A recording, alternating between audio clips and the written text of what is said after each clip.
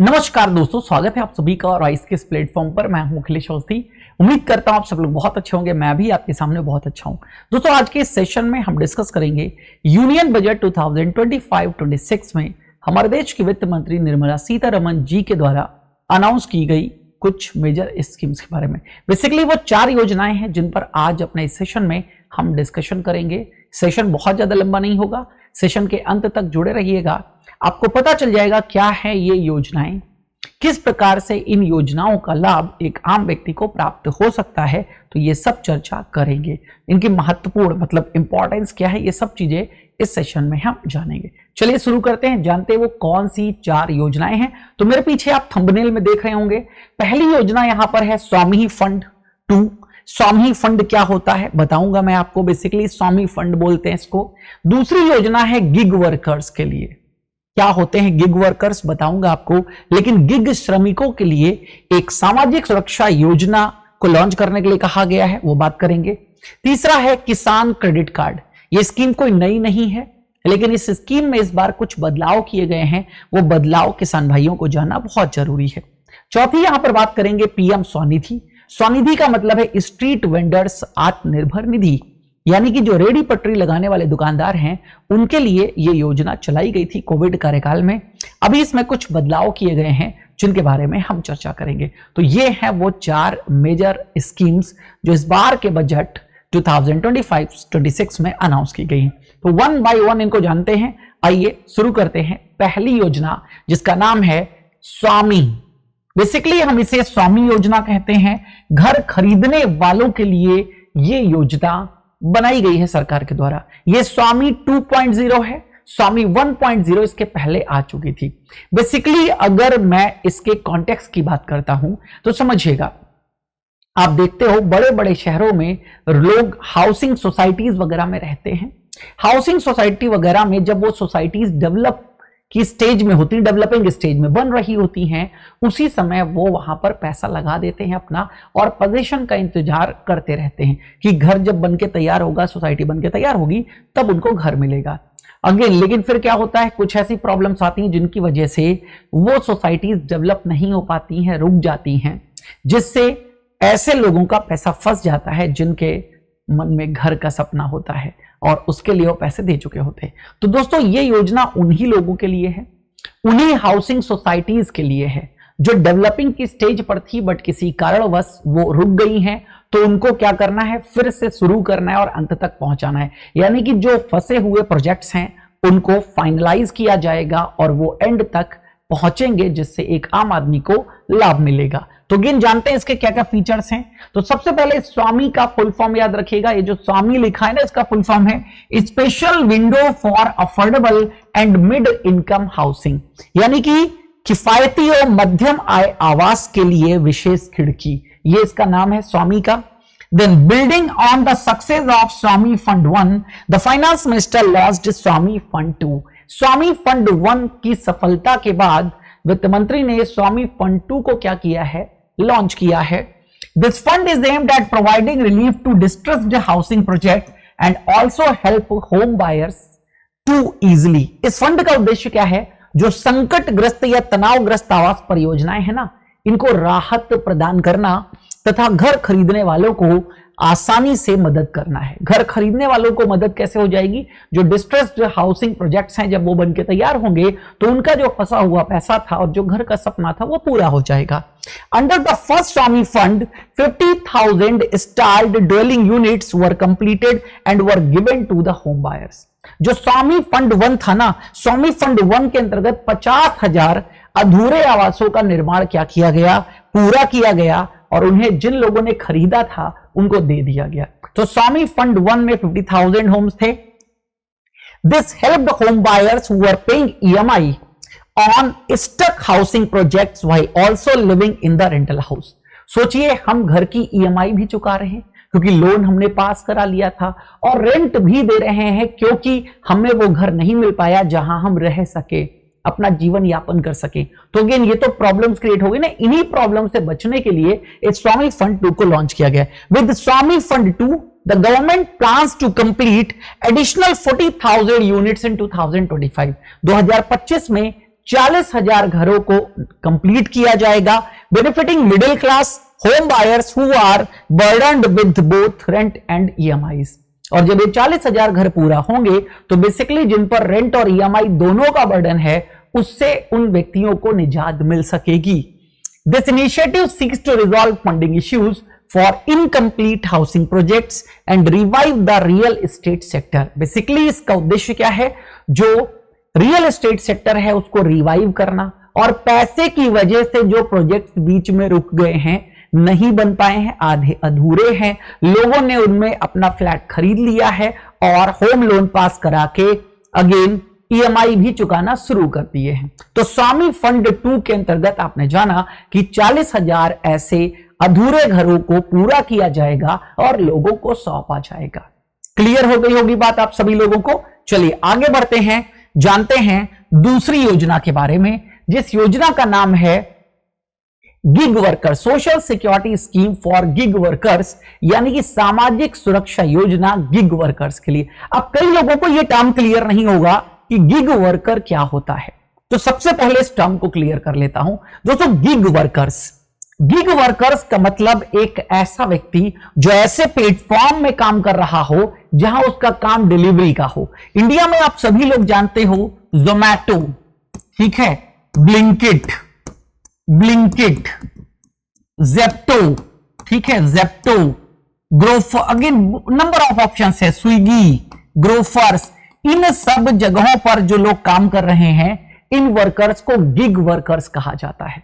अब क्योंकि इनका काम डिलीवरी का है, आना जाना, तो अगेन इनके लिए किसी भी प्रकार की कोई सोशल सिक्योरिटी यानी कि सामाजिक सुरक्षा योजना नहीं बनी थी। सामाजिक सुरक्षा का मतलब जो ये काम छोड़ दे उसके बाद इनको कुछ पैसा वगैरह प्रदान कर सके, ऐसी कोई योजना इनके लिए नहीं है। और हां, एक बात और, कुछ कंपनियां अपने एम्प्लॉइज को मेडिकल इंश्योरेंस देती हैं, यानी कि अगर डिलीवरी के वक्त कुछ भी हादसा हो जाए तो उससे उसको पैसा प्राप्त होगा, लेकिन कुछ नहीं भी देती हैं। तो गवर्नमेंट ने इनके लिए भी इंतजाम कर दिया है, सामाजिक सुरक्षा योजना का भी इंतजाम कर दिया है, ठीक है। लेकिन एक शर्त रखी है कि इन सभी लोगों को ई श्रम पोर्टल पर रजिस्टर्ड होना चाहिए।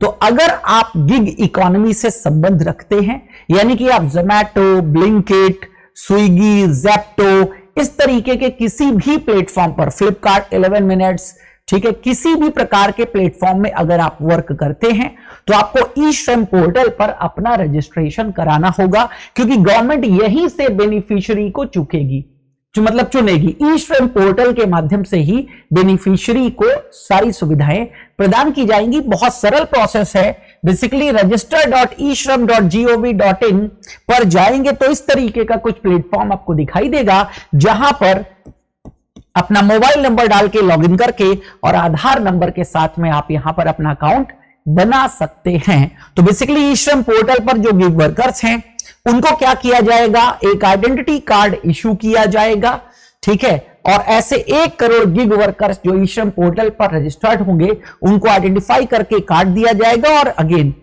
क्या किया जाएगा, उनको सुविधा प्रदान की जाएगी। तो these workers including those from platforms, मैं अभी बताया आपको, जोमैटो, ब्लिंकिट में काम कर रहे हैं, इनको हेल्थ केयर बेनिफिट्स भी दिया जाएगा प्रधानमंत्री जन आरोग्य योजना के अंतर्गत, जिसके अंतर्गत आप जानते हो 5 लाख रुपए का निशुल्क बीमा सरकार के द्वारा प्रदान किया जाता है। तो इन गिग वर्कर्स को भी ये 5 लाख रुपए का बीमा प्रदान किया जाएगा, ये बात ध्यान रखिएगा, ठीक है। देन आगे समझिएगा, यहां पर अगली योजना की बात करते हैं, किसान क्रेडिट कार्ड स्कीम। तो बेसिकली किसान क्रेडिट कार्ड स्कीम कोई आज की नहीं है। किसान क्रेडिट कार्ड स्कीम को 1998 में शुरू किया गया था, लेकिन इस बार इसमें बदलाव क्या किया गया है, इसकी जो क्रेडिट लिमिट है उस लिमिट को बढ़ा करके 5 लाख रुपए कर दिया गया है। कितनी लिमिट कर दी गई, 5 लाख रुपए लिमिट कर दी गई है। इसकी पहले लिमिट कितनी थी, तो 3 लाख इसकी लिमिट थी, जिसको बढ़ा करके अब 5 लाख कर दिया गया है। किसान क्रेडिट कार्ड, सुन लीजिएगा बहुत अच्छे से, जैसा कि नाम से ही विदित है, क्रेडिट कार्ड यानी कि किसानों की जो उधार संबंधी आवश्यकताएं हैं उन जरूरतों को यह कार्ड पूरा करता है। किसानों के पास जो जमीन है उस पर जो फसल उगाते हैं उसके आधार पर इसकी लिमिट तय की जाती है, जो कि मैक्सिमम 3 लाख रुपए तक हो सकती थी, जिसको बढ़ा के अब 5 लाख रुपए कर दिया गया है। तो अगेन कुछ बातें इससे संबंधित, तो अगेन इंटरेस्ट सबवेंशन स्कीम, यानी कि जो अगेन यहां पर इंटरेस्ट सबवेंशन का मतलब यह है जो नॉर्मल रेट ऑफ इंटरेस्ट है उससे कम रेट ऑफ इंटरेस्ट किसानों को इस क्रेडिट कार्ड से लिए गए अमाउंट पे देना होता है। बेसिकली अगर आप एक फसल में ही पे कर देते हो यानी कि 6 महीने में तो 4% का ब्याज लगता है, पूरे साल में पे करते हो तो 7% का ब्याज मिलता है, मतलब आपको देना पड़ेगा। और अगर पूरा आप 1 साल के बाद जमा करोगे तो 4% की पेनाल्टी लग जाती है और ये 11% ब्याज हो जाता है। तो सबवेंशन यानी कि कम। तो the credit limit under the किसान क्रेडिट कार्ड जो मैंने आपको बताया इंक्रीज कर दी गई है। अ hike in credit limit will benefit 7.7 crore farmers dairy producers. अभी हाल ही में इस किसान क्रेडिट कार्ड को डेयरी वर्कर्स जो है मतलब डेयरी फार्मर्स जो हैं जो दूध की डेयरी वगैरह चलाते हैं उनको भी प्रोवाइड किया गया था, जो मछली वगैरह का पालन करते हैं मत्स्य से संबंधित हैं उनको भी यहां पर अलाउ किया गया था क्रेडिट कार्ड के लिए। तो जिनके पास भी ये क्रेडिट कार्ड है उनको इसका बेनिफिट मिलने वाला है। ठीक है, देन किसान क्रेडिट कार्ड स्कीम के बारे में जान लीजिएगा, मैंने बता ही दिया है। 1998 में इसको शुरू किया गया था। किसान क्रेडिट कार्ड जो है ये शॉर्ट टर्म लोन ऑफर करता है। किसको ऑफर करता है शॉर्ट टर्म लोन? किसानों को। ठीक है, और उनसे संबंधित सब्सिडाइज रेट ऑफ इंटरेस्ट जो मैंने आपको बताई दिया 4%, 7% और नहीं दोगे तो 11%। The new budget provisions will further enhance financial support, जैसा कि मैंने आपको बताया। ठीक है कि अगेन नए बजट में क्या किया गया है, इनकी लिमिट को बढ़ा दिया गया, दैट्स इट। तो क्या होता है किसान क्रेडिट कार्ड, किस बिहाफ पे मिलता है और क्या बदलाव किया गया मैंने बताया आपको। अब जानते हैं अगली योजना जिसका नाम है प्रीएम street vendors Atmanirbhar Nidhi Svanidhi. Basically corona काल में 2020 में जब देश में कोरोना की स्थिति आई, सब लॉकडाउन हो गया, बंद हो गया, लोगों के बिजनेस चौपट हो गए। तो रेड़ी पटरी वालों को, जो अगेन आप देखते हो ना सड़क के किनारे ठेले वगैरह लगाते हैं लोग, आप इस फोटो में भी देख रहे होंगे ठेले वाला है सब्जी बेच रहा है। तो ये जो सड़क के किनारे वर्कर्स काम करते थे इनका बिजनेस पूरी तरह से चौपट हो गया। तो इनको अपने बिजनेस को शुरू करने के लिए एक 10,000 रुपए का लोन ऑफर किया गया इस योजना के अंतर्गत। तो इसीलिए इस योजना का नाम है स्वनिधि, स्ट्रीट वेंडर्स आत्मनिर्भर निधि। और वो 10,000 रुपए जो इनको स्टार्टिंग में लोन में दिए गए वो 1 साल में इनको चुकाने थे, 1 साल में इनको वापस करना था रीपेमेंट के तौर पर। तो आइए जानते हैं क्या क्या बदलाव हुए हैं। तो the PM Svanidhi scheme which support street vendors operating in urban areas, जो शहरों में काम कर रहे हैं, as of March 24, 2020 will be revamped with improved benefits. Again urban areas में जो रह रहे हैं स्ट्रीट वेंडर्स जो मार्च 2020 तक ऑपरेट कर रहे थे, अगेन इनको इंप्रूव्ड बेनिफिट्स, जो बेनिफिट्स का अमाउंट है वो इंप्रूव किया गया है। The finance minister highlighted that the scheme has already benefited 68 lakh street vendors. वित्त मंत्री ने बजट प्रस्तुत करते हुए कहा भी कि 68 लाख जो रेडी पटरी दुकानदार हैं उनको इस योजना का लाभ अब तक प्राप्त हो चुका है, helping them transition from high interest informal sectors loan to formal financial support. Informal loans का मतलब यह होता है जो ब्याज पर पैसा बांटने वाले लोग होते हैं ना, 8-10 हजार उन्हीं से ले आते थे। तो इनफॉर्मल लोन्स को फॉर्मल लोन्स में बदला गया। इनफॉर्मल लोन्स में रेट ऑफ इंटरेस्ट बहुत हाई होती है, यहां रेट ऑफ इंटरेस्ट बहुत कम थी। तो रिवाइज्ड स्कीम में क्या क्या किया गया है, इनहांस्ड लोन फ्रॉम बैंक्स, बैंकों से बढ़ा हुआ ऋण प्राप्त करते हैं और कितना, तो 30,000 की लिमिट कर दी गई है। लेकिन ये 30,000 की लिमिट उन्हीं लोगों के लिए है जो ऑलरेडी 10,000 रुपए का लोन ले चुके थे और 10,000 रुपए का लोन रीपेमेंट के रूप में दे चुके हैं। देन कैपेसिटी बिल्डिंग सपोर्ट भी विक्रेताओं के लिए लॉन्च किया जाएगा इस योजना के अंतर्गत, यानी कि क्षमता निर्माण सहायता भी प्रदान की जाएगी। देन की features of PM Svanidhi, PM street vendors Atmanirbhar Nidhi के कुछ मुख्य विशेषताएं यहां पर देख लीजिएगा। Initial working capital loan of ₹10,000, शुरुआत में जैसा कि मैंने आपको बताया 10,000 रुपए का ऋण यहां पर प्रदान किया गया। 7% interest subsidy for timely repayment, अगर समय पर आप पुनर्भुगतान कर देते हो तो 7% की ब्याज सब्सिडी यहां पर ऑफर की गई।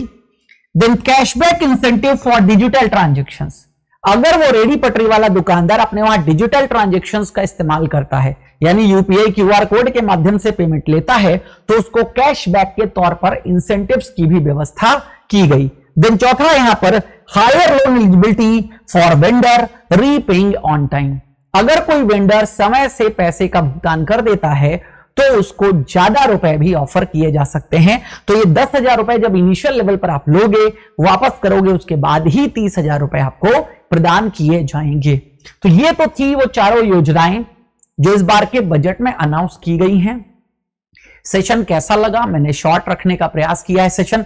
ऐसे ही बजट 2025-26 की और इंपॉर्टेंट इंफॉर्मेशन मैं आपके लिए लेकर के आता रहूंगा। जुड़े रहिए राइस स्मार्ट चैनल के साथ, और जो कुछ भी महत्वपूर्ण है आपके एग्जाम से संबंधित वो आपको मिलता रहेगा। ठीक है, thank you, thanks a lot.